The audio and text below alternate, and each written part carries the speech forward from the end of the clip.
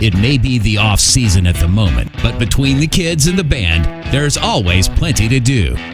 I'm here in Louisburg, North Carolina. This is where we live, and I just pulled up to the gym here, our local gym. I got us a membership here. This past off season has been a little different for most because of the whole liver situation and the cirrhosis and all that. I was told I should really try to quit smoking and lose some weight, and so I did both. Unfortunately, the smoking thing didn't stick, so I did quit smoking 100% successfully.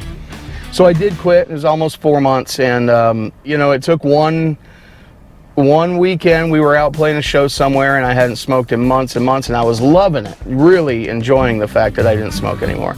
And for some reason, one of the guys in the band fired up a cigarette out in a parking lot, and it went from normally it doesn't smell good at all when you don't smoke, and for some reason that one particular time it was like, man, that just smells amazing. I think I want one of those. And so the one goes to a couple, and then it's a few, and then it's, well, here I am again, and I'm right back to where I started. Definitely have plans to quit again, and for no other reason that, man, I can't afford to even do it anymore. This just costs too much. But also with the cirrhosis, it's what they call fatty liver tissue, and that, I think a lot of that you bring on yourself eating fried foods and things like that, like I've done my whole life. So you got too much iron in your blood, and lo and behold, evidently it's really bad for your liver, and eventually it just kind of kills it.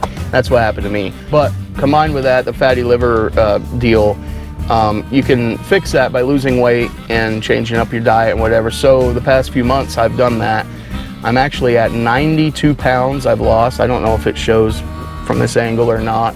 That was the biggest challenge. It cut out the carbs, the sugars, got the portions down really small, and once I finally got used to that and eating more times a day, I start every day with instead of breakfast, I do a high protein shake. It's like 60 grams of protein or something like that. Almond juice, I call it almond juice because I think if it's milk, it's got to come from a nipple, and so it's almond juice. I use unflavored, unsweetened almond juice, and some ice cubes and protein powder, and sometimes I'll throw a little fruit, some berries or banana or whatever in there. But I drink that for breakfast every day, and then when I do eat meals, I've changed it up, eating more vegetables, carbs, sugar, and all that crap gone, fried crap gone, and just got the portions down way smaller. I also joined a gym, which is where I'm at now, New Life Total Fitness here in Louisburg. It's a great little gym. You got 24/7 access to it. It's been a good experience,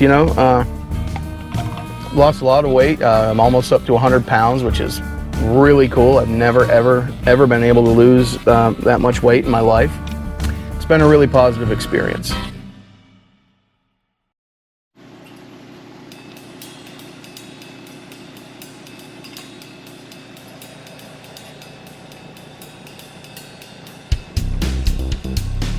Anytime Ryan is home from the road, whether it's for a week or a couple of months, there's more than enough to keep him busy. Dinner needs making, shows need booking, and quality time with the family needs spending. It's gonna be good.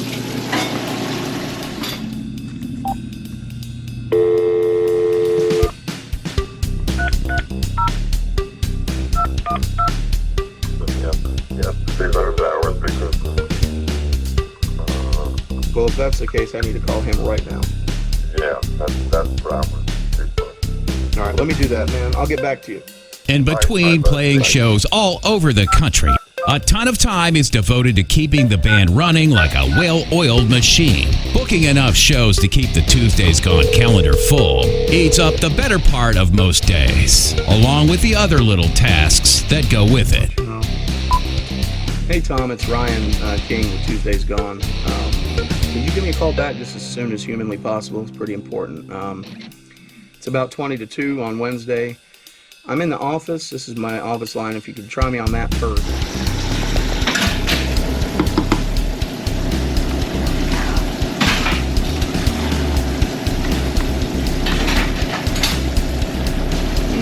Little beef stroganoff, little A1 sauce in there, give it a little flavor.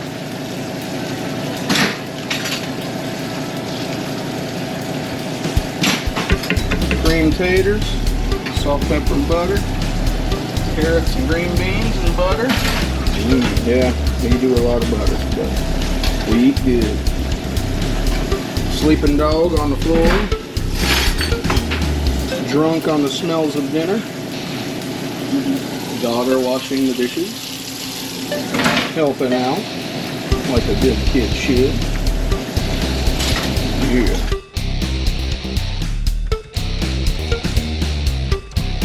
Yeah, I just clicked on it and it took me right to the site. So I don't know, even any more of those.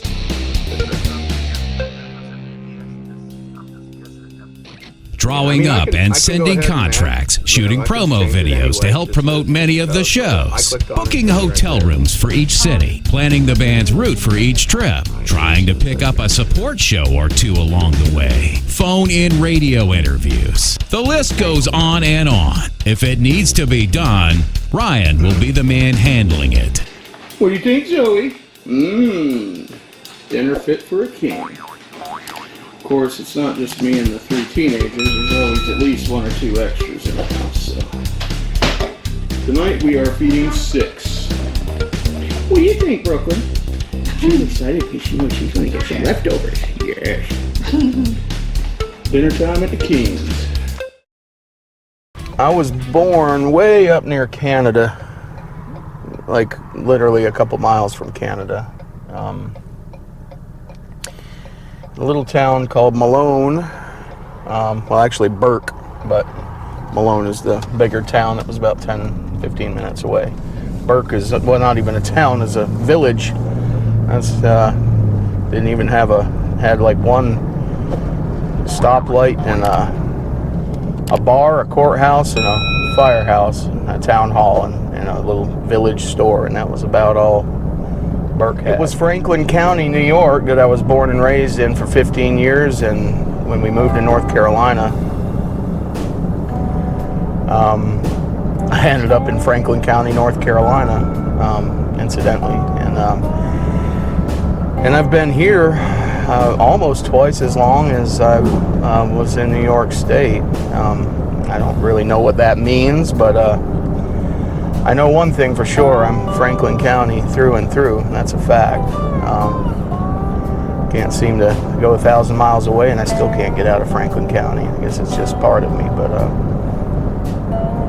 but I do love it here. Louisburg, in a lot of ways, it kind of reminds me of where I grew up home. I mean, it's as far as the town goes, it's just a little country town, you know. And now in the years I've been here, you know, there's been a lot more people.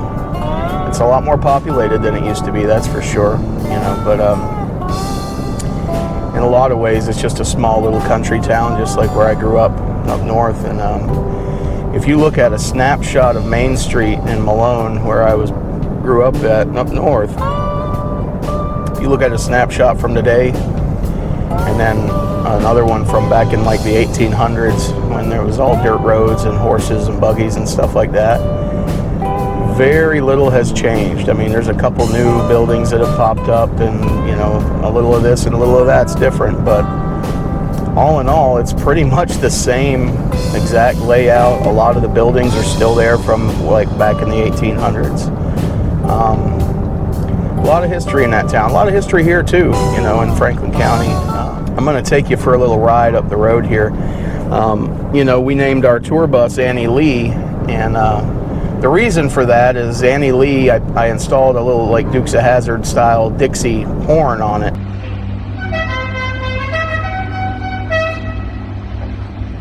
Annie Lee, Robert E. Lee's daughter, was buried just a few miles from my house. I don't know why, but it's just really neat to me to stand there and know that Robert E. Lee stood right where I'm standing. Like, you know, I don't know why that's so fascinating to me, but it is. You tune in to Kings of Nothing and you get yourself a little history lesson today, but you didn't plan on that, did you? There's the historical marker.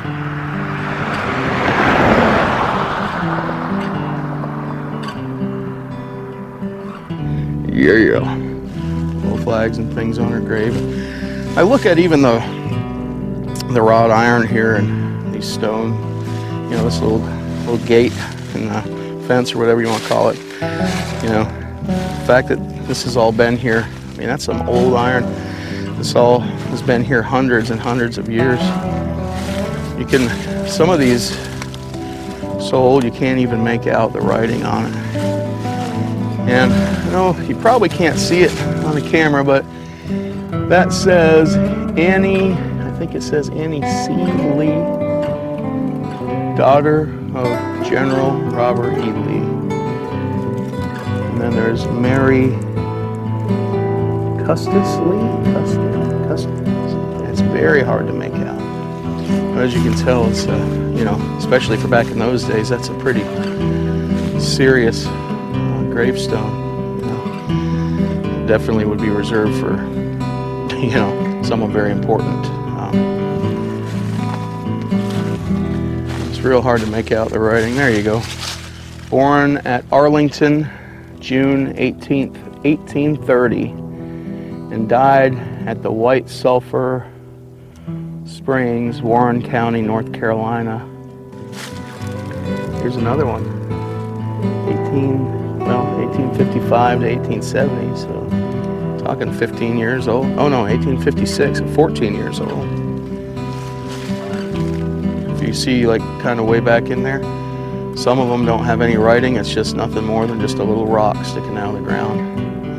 And most of those are soldiers. You know, they fought and died for the country, and that little rock, it's the only thing showing they were ever here.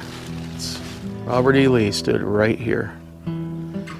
If I'm the only one that's really cool to, then I apologize for wasting your time, but to me that's just really neat. So, people wonder what I do in the off season when I'm not out rocking and rolling with Tuesdays Gone. You know, we do a lot of, kids and I do a lot of walks, a lot of little things like this. Go on our little nature trail. We're up walking Louisburg. We hit the gym. You know, unfortunately, with the off season, we're not playing a lot of shows. Also means there's not a whole lot of money. And so, you know, we like anyone else. We like going to the movies and going to concerts, things like that. Try to do as much together as we can. But you know, when the shows slow down, the money slows down too. So we kind of got to make our own fun a lot of times. We sit at home, we watch a lot of movies, play some, you know, I slam in some Mario Brothers on the Nintendo or whatever. But yeah, that's pretty much it. You know. Then we get busy again, and usually one of them will come with me, and you know, little Ryan will come and he'll run this camera sometimes. Zoe will come and she'll help with the merchandise and sell merch for us, and Thomas likes to come a lot. There's been a couple times he's came and actually made a little guest appearance and played on Simple Man. And in fact, you really need to see this. Thomas's last birthday, he turned 14. Every single year, except for this one, this is our 10th anniversary playing at the Shed in Maryville, Tennessee. But right up till last year, every weekend we play there, it's always been the same weekend, the last Saturday of April, which also happens to be right there at Thomas's birthday. So every one of Thomas's birthdays, almost every one of them, at least for the last 10 years, I've spent in Tennessee. And a lot of these people in Tennessee come out to the Shed in Maryville at Smoky Mountain Harley Davidson. They come to see us every single year. We've got people that have been there literally every year we've played there. So back in the day, I was, you know, it was Thomas's birthday weekend the first time we played there, and I was like, oh, Thomas is getting ready to turn 4 years old, you know, and next year Thomas is going to be 5 years old. And I always, you know, give the little spiel that, you know, the doctors said he probably wouldn't see his first birthday, but he's getting ready to turn 4, he's getting ready to turn 5. And this went like that every single year right up until last year. Well, last year he turned 14, and I had given him, he's become quite the talented guitar player the last couple of years. So I gave him one of my guitars for his birthday, a real Gibson Les Paul standard. And he, for the first time, he made the trip to Maryville. So all these people that show up year after year, they'd never met him, he'd never been there. And this past year he came with us. And he got up on stage with that guitar I gave him, and he played Simple Man with us. And I don't think there was a dry eye in the whole crowd, and there was thousands of people there. Might want to get the tissues out, because... The Shed is good enough every year to have us back the same weekend, the end of April, every single year for a lot of years now. And the thing about the last weekend of April is it also happens to be my baby boy's birthday. You guys remember, right, Thomas? If you haven't been here, I'll give you the quick version. Thomas was born with some problems way back when, and the doctor said he probably wouldn't see his first birthday. And this weekend, he's 14 years old. He turned 14 yesterday. Yeah. And you guys are so cool that every year when I'm talking to you one-on-one, you say, how's Thomas doing? And it's like you guys know him. So it was finally time we brought Thomas to Maryville, Tennessee with us. Not only did I bring him with us, but I'm putting him to work.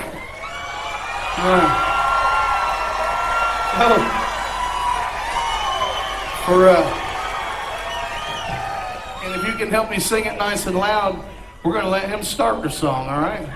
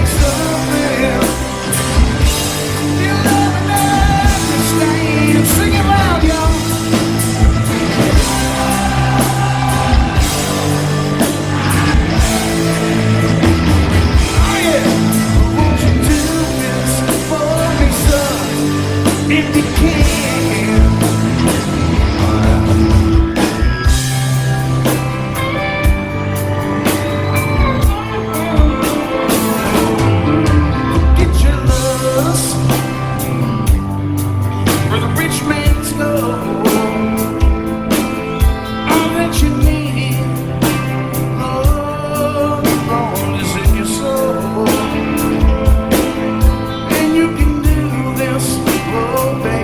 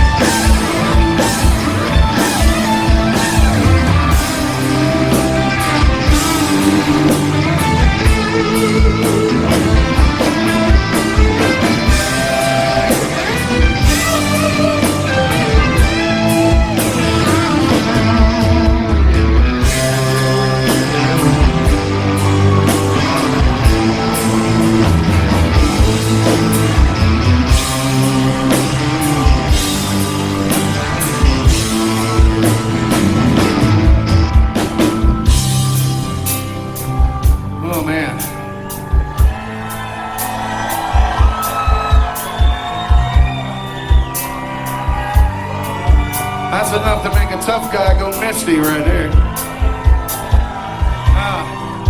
This is when I usually ask you to sing loud enough so Thomas can hear you in Raleigh. I got a feeling he's gonna hear you tonight. Now I'm talking everybody over here, everybody all the way to the back, all the way over there.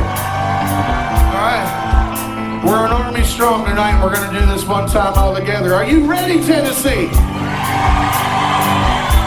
All right, well here we go, let's do it. Baby, be a symbol.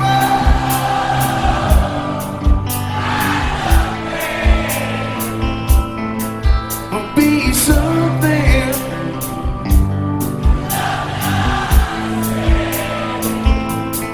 Baby, be a symbol.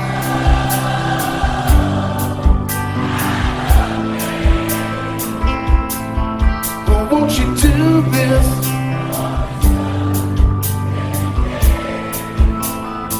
That's the best one all year, wouldn't you say so? I think y'all ought to give yourselves a hand on that one, I do.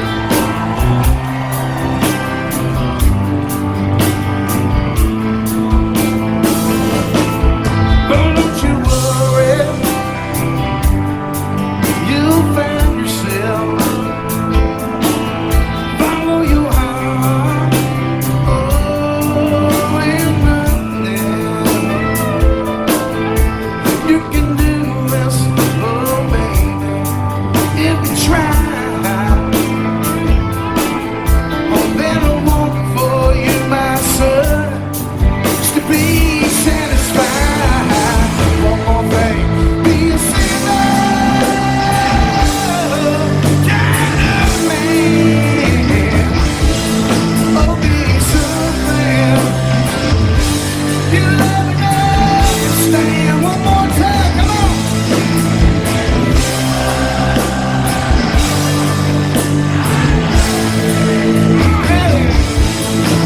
Won't you do this for me, son?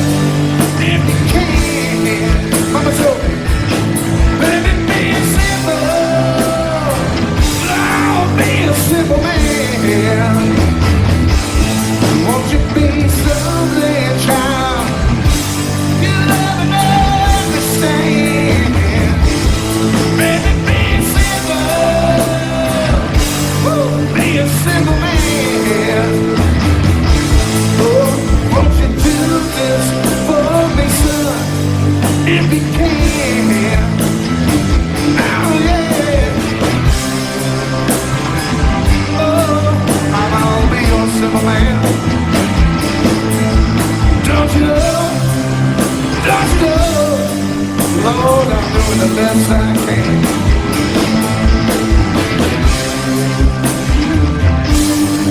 Y'all give it up for Thomas one more time.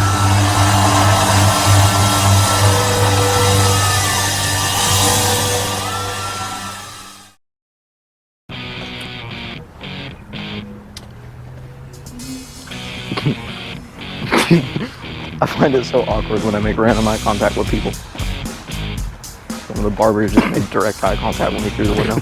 And he just fucked dude's hair up. He's like, it'll be fun. This time of the year, the band slows down to almost nothing. It's a bittersweet thing for Ryan and his family. There isn't a lot of extra money floating around, but it does give them all some much-needed time to spend together. Simple things like taking a walk together are always taken advantage of as much as possible while they're able to do it. It won't be long before their dad is back on the road and the kids are only able to see him and spend time with him in between the many shows that he plays all over the country. Shopping cart's got your name all over it.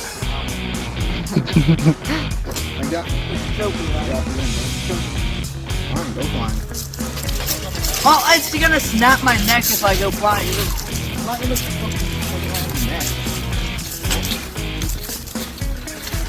Oh, dang, we're back to the end. Now they're walking this way. Yeah. That's the biggest worry.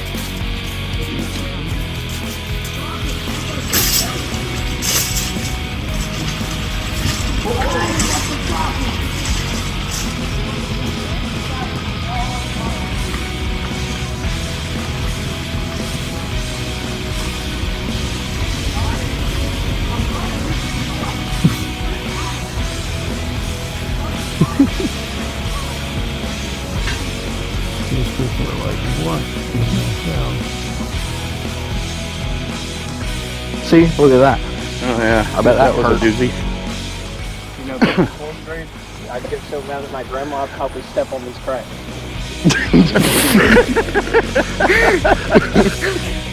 Boy, for the record, I'm not advocating for this. Good thing my fat ass ain't trying to get through there. Oh, watch out for those guard dogs in there too. They're Dobermans. There's dogs? They're just Dobermans. They're big sweethearts, really. I hope you're kidding. You feel better? Yeah. Is it everything you hoped for and more? Sure. Fucking kid. Oh, whoa, hide. Lay down flat. Lay down, What do you mean hide? Lay down flat right now. What am I supposed to be hiding from? We're just chilling. We're just talking. You and me, shooting the shit. Wendy's special they got. That's Wendy's special. Have you had the Baconator? No. I'm dead. That's like the bigger version of the Baconator Junior, son of Baconator. That's how I'm going to start custom from now on. Son of Baconator. That's my plan anyway. How you doing? Good, what's up? All right. Wait for it. Yeah, you might want to hurry there so another person. Little dog this time. Be quick. Yeah, come on. Quickly. There really is a dog. I'm not kidding. Damn it. I'll stand right here. There you go. What are you gonna block with your narrow ass? Let me stand here. Boy. Oh, you're fucking dirty, man. Hey, you look good. You dirty. Here, let me help you. Turn around. There's another person coming. Yeah, I know, with a dog. Yeah, the kids are at their half-brother's house this afternoon. He's celebrating his birthday today. When I married my wife, she was a beautiful woman and a wonderful woman. I really, really loved that woman. Tabitha. No. It's in the car? No. I'm watching Ryan trip Tabitha.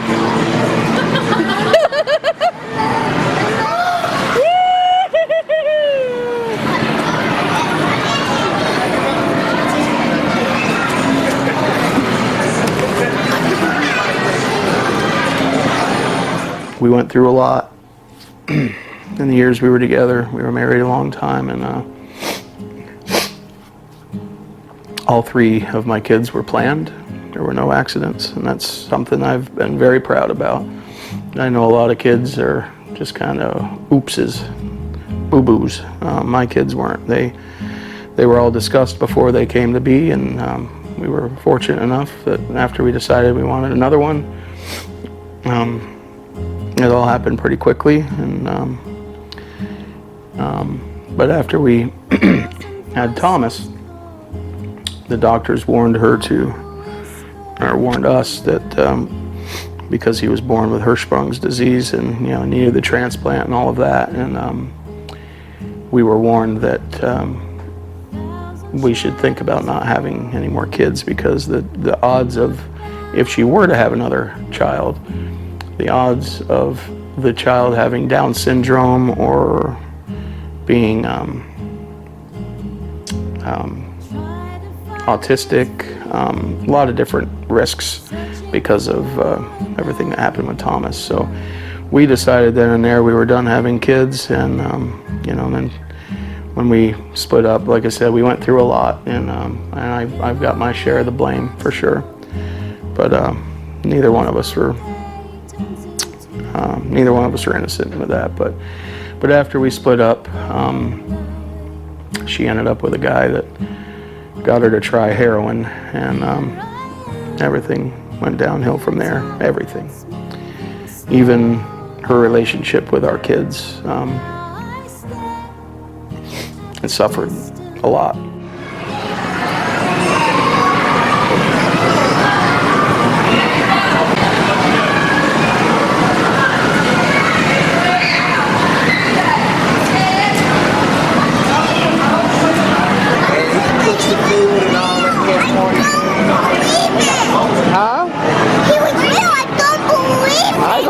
believe it either. A purple monkey. Oh my God.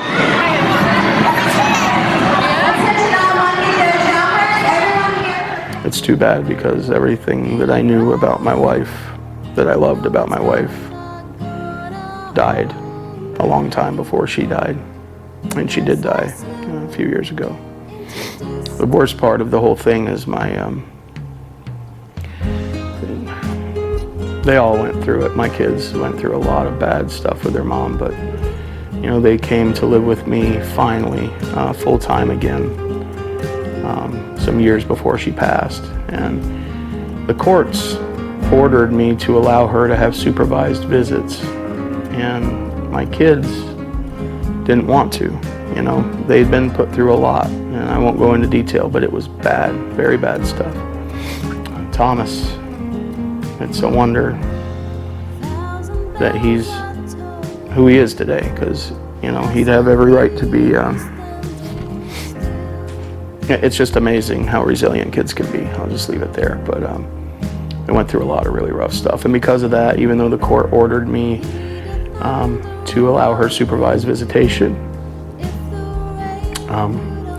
I left it up to the kids. They earned that. You know, they were young, but they grew up way faster than they should have because of the things they were put through. And I told them, you know, because they asked me, they told me they didn't want to see her, they didn't want to talk to her, and the court was trying to make that happen. And I told them, look, I'm not going to make you see her. You've earned the right to choose, and if they disagree with me, if it means they got to lock me up, then that's what we'll do. And so we battled it out in court forever, months and months, years. And I told her the same thing that the kids said, is they loved her still, even though all the things she put them through. They still loved her and wanted to talk to her, but they didn't want to talk to the version of her that they would have, because she was still using heroin. And so their deal is get clean, Mom. Stop. Get off the drugs. Stop this. Get back to being our mom, your real self, and we want to see you. We want to spend time with you. We want to talk to you. And unfortunately, it just didn't happen. It did happen. She did end up getting clean, but not soon enough, unfortunately.